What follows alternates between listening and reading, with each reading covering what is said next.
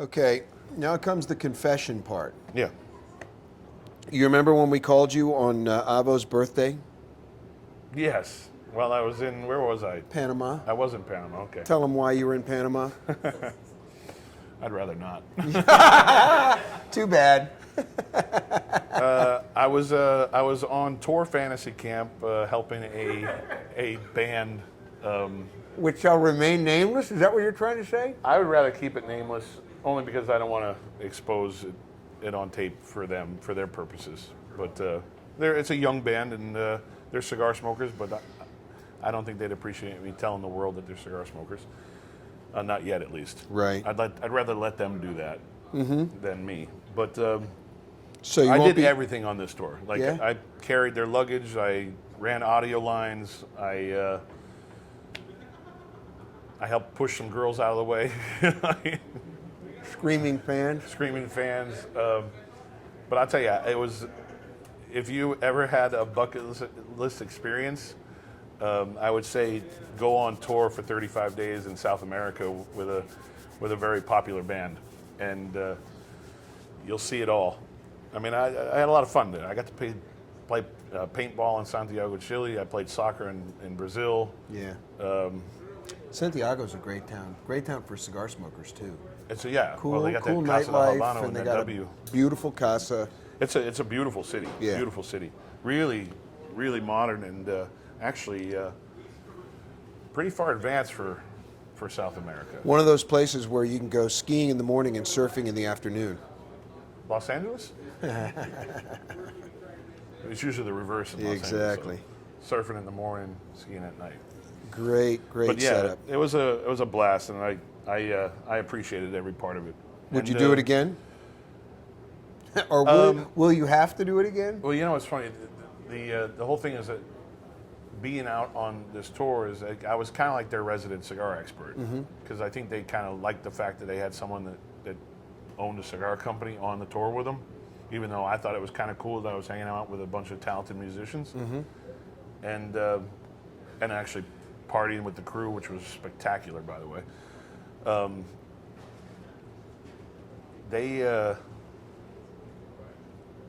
They actually asked us if we were going to go back out again for the American tour, and I told them no, obviously because I have a real job to do. Exactly. Where I actually get paid to do it, and because I went on this tour for free. Although I did get per diem for insurance purposes, which was kind of fun. No, I don't know if I'd do it again. I think I told them that I would show up in a couple odd cities. I'd fly in and Surprise them. beg them for a backstage pass. You know? But it's funny, you know. At least I have access to stages now, and I can get up and put my ears in and listen to what's going on stage. And that was the funnest part, is to hear the background talking on stage, and you know, all the weird stuff that was going on in the audience, and someone mentioned it on the back talk mic or the talkback mic. So, yeah, I wouldn't say no to it, but I'm not in the mood to carry other people's luggage anytime soon. You'd rather have them do that for you. Nah, I'll carry my own luggage. Can we talk about the other project that's in the works, or is that that's kind of because outside? It's not done yet. It's not done yet, and it's not totally locked in with the artist. So, Really? Yeah. Okay. It's been discussed with them, and they've already started working on prototypes of the actual. I can say it's about a guitar, the actual guitar, but the actual artist hasn't totally confirmed it yet. So when you come back next time, hopefully we'll be able to. Yeah, hopefully there'll be a nice big press release about it. Well, yeah, and then talk about it and smoke it and find out the wider story about what it's a part of. Yeah, because it's a really neat. It's a fun project, and it's a good person to be associated with. But it's also a way for you to vent some creativity without having to change everything else. Exactly. You know, to get it going. Okay, so let's talk about Tatouage. Tatouage wine. First pallet of wine is actually sitting in Bordeaux right now, waiting to ship to the United States. But I will probably. And the French laborers are on strike. That's why it's not here yet. I'm guessing that's the problem, right? Yeah. Uh-huh. I'm guessing I'm actually going to be in Bordeaux on the 18th to finalize my 2011 blend, because I already did the preliminary blend last year, and then I did the sample bottles, and then I'm going there to finalize everything. I might change the components slightly, but to see how it's progressed over the last year. And then I'm going also to blend my preliminary blend of 2012, but I'm guessing I might see my wine sitting on pallet there, so I'm hoping I do, because I want to grab a couple bottles and drink it there. So You drink it there. What's the? Is there a larger distribution plan in place right now? I mean, have you progressed? Maybe for 2012. Yeah. We'll see. It depends on the vintage. I mean, honestly, I guess they're saying that 2012 is what they call a winemaker's year, which means, or a classic vintage for Bordeaux, but that means it's a tough year to blend. Yeah, it's the French looking ahead to pricing.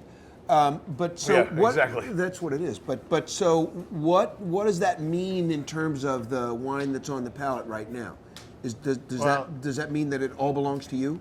The wine that's on the palate right now, yeah, it all belongs to me. But the plan that I have for the first two vintages, since I did such small production, is to pour it at events like this. Send in a case or two when I show up for an event, and in the interest let everybody taste it. Of our signs on the front door, and not running afoul of the lords of liquor of Montgomery County. We don't want to vex the powers that be. We will not be serving alcoholic products here, consistent with their demands. No, but I have a lot of stores. I have a lot of stores around the country that sell wine. Yeah, that are off-sale stores, or they even serve wine at their stores. So, well, certainly it would be nice if Civil Cigar Lounge could do a launch of Tatouage. I could always send a case in as a gift to Civil, and they could pour it for free, and that would be totally legal. But right now, I don't have. I'm not in the distribution business for alcoholic beverages. I'm not sure if I really want to get into it yet, but a lot of paper. I got to do something with the wine. Yeah, I can drink it. Well, yeah, but I mean, I know we can burn through it pretty quick if I brought it to a party, though. Yeah, but it's the kind of thing that probably will generate significant pull, at least in a part of the wine world that's aware of cigars. Yeah, I'm using it really for promotion and for advertising for both brands, but also as you're really saying that you did it as an indulgence for yourself, that there was not a commercial end in sight when you began the project? When I started the project, it was just to prove to yourself you could do it. It was something I always wanted to do, but again, I'm kind of cheating on this one because it's run by a co-op, so anybody can do it. Anybody in this room could go over to France and work with the same cooperative that I did to make their own wine. The thing about the cooperative is that you get to do as much as you are able to do. Right.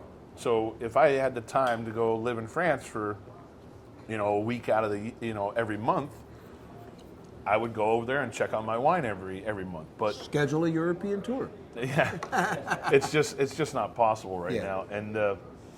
It's a fun project. Someone actually in DC recommended the cooperative to me, and that person actually has his own version of 2009 vintage, and that's how I got turned on to the whole thing. And it's funny because the chateau that was part of it originally I knew very well, so it ended up being a perfect hookup for me, and it was in Saint-Emilion. But over the last year, that cooperative was bought out by a very big family, the Cos family, who owns Lynch Bosch. Right. So now I'm very confident that my wine's going to show up. Before I was very scared, wow, if I do this project, I'm investing a lot of money to make wine, but do I really know my wine's going to show up? But now they're backed by a very big, respectable family in Bordeaux. So, and you know the Cos family very well. So, yeah, it's a fun thing. I mean, I would love to be more part of it, but at least I get to go blend the juice and make it stylistically to me, and not have to depend on buying the bottle off the shelf that was made for a particular family. It's different than what the Bordelais have to do when they're doing Chateau this or Chateau that. They have to use grapes from only those vineyards. Well, and they have to be respectful of their own house style and the legacy of their brand, and you can depart from all of that if you want. Yeah, so what I did, I actually did a very odd wine for that region, which is usually about high Merlot and a little bit of Cab Franc. Right. And I decided Bless you. to flip it upside down and do an 80% Cab Cab Franc? Franc and 20% Merlot. But that was because of drinking all the individual varietals. I realized I kept on gravitating back to the Cab Franc. So I did 2 different blends every year, which was one's called Tatouage and then one's called Tatouage Encre, which means tattoo ink. Yeah. And that's the high-end 80% Cab Franc Cab. and 20% Merlot. The 2011 vintage, I ended up doing about 70% Cab Franc and 30% Merlot because, So you compromised? well, yeah, it will never be Basi- exactly 80%. Right. It's always going to be high. It will always be above 50% Cab Franc on the Encre, but the Tatouage is high Merlot and a little bit of Cab Franc. And there's no other stray grape in it? 2% or 3% of... No, they have Cabernet, but it's from different regions, and I Yeah. kind of want to stick to a certain region The footprint, that I like. yeah. And the Encre is actually an actual AOC Saint-Emilion. So everything is from vineyards in Saint-Emilion. The regular Tatouage is a AOC Bordeaux because I actually used Merlot from Côte de Castillon and Cab Franc from Saint-Emilion. Do you ever anticipate being able to talk about tobacco the same way we're talking about wine right now? I do already. Yeah, but I believe that there's, very similar and a lot of similarities to it, but I do it.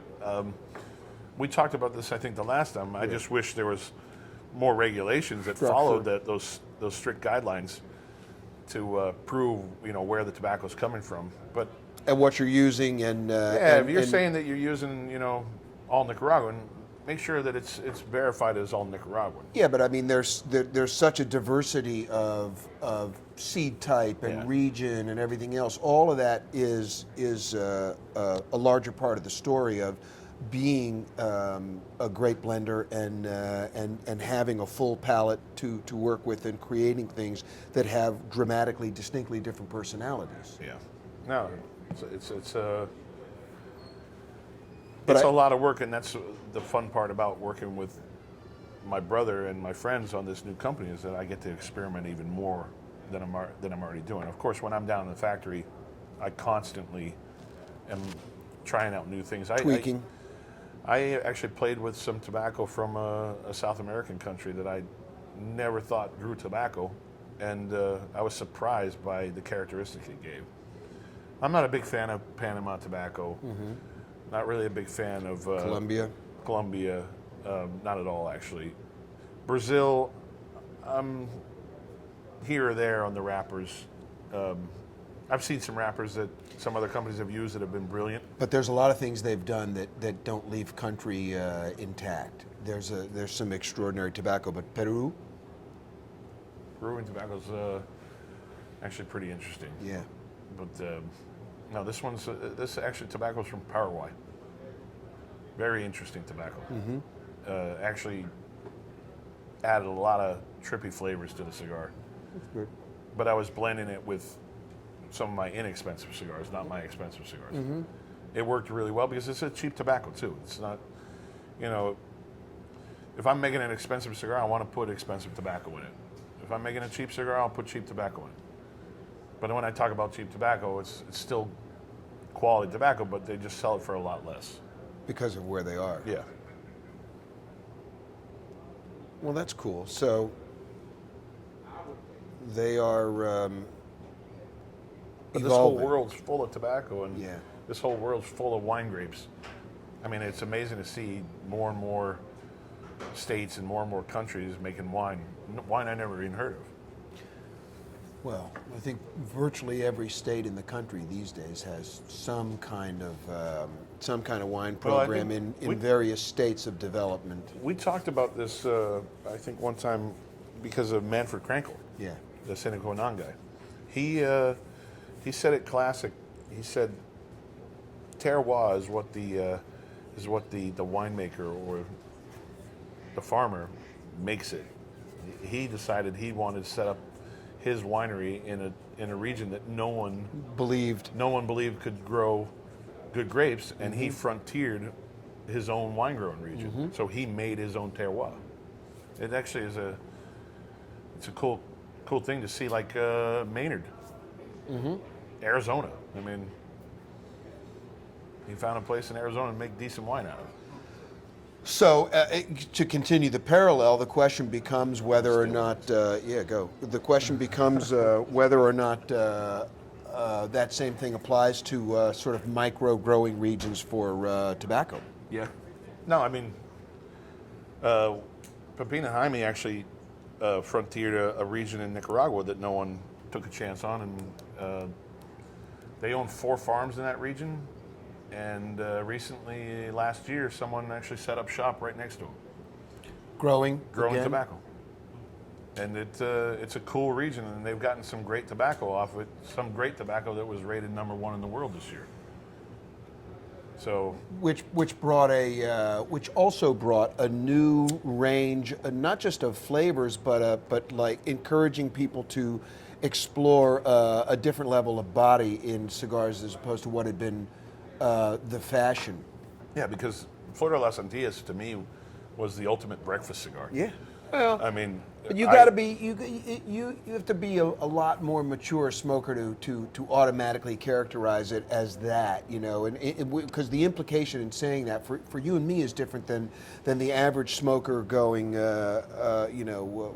what like breakfast, lunch, and dinner. Use that to describe all that the was time. your idea, right? Exactly. But the thing is that it literally unveiled, or let's say it opened up people's eyes to the fact that you can introduce extraordinary flavors, depth, and nuance without having overloading body. That flavor and richness doesn't have to be hand in hand with power. Yeah, exactly. All the hero. Right. Yeah. And to me, the lesson that they learned in that is now bleeding into everything else they do. I think the key, really, with and I applaud it as flavor balance. To have a good balance in a cigar, you could take a cigar with a lot of Ligero in it, and as long as you get that balance, it could fool people. People will actually believe that it doesn't have Ligero in it. Right. That it's not a cigar at one with time, a strong recipe. At one time, Coho Nu was a strong cigar in the market. And That's now right. It's become like Middle of the road. medium bodied. Yeah. Even though it's still the same blend and it's still strong, still has 2 leaves of Ligero in the filler. It has. It's not. There are so many companion products in the marketplace. There's balance and complexity. Right. So it's hard to convince people that that's got full-bodied tobacco in it or full-strength tobacco in it.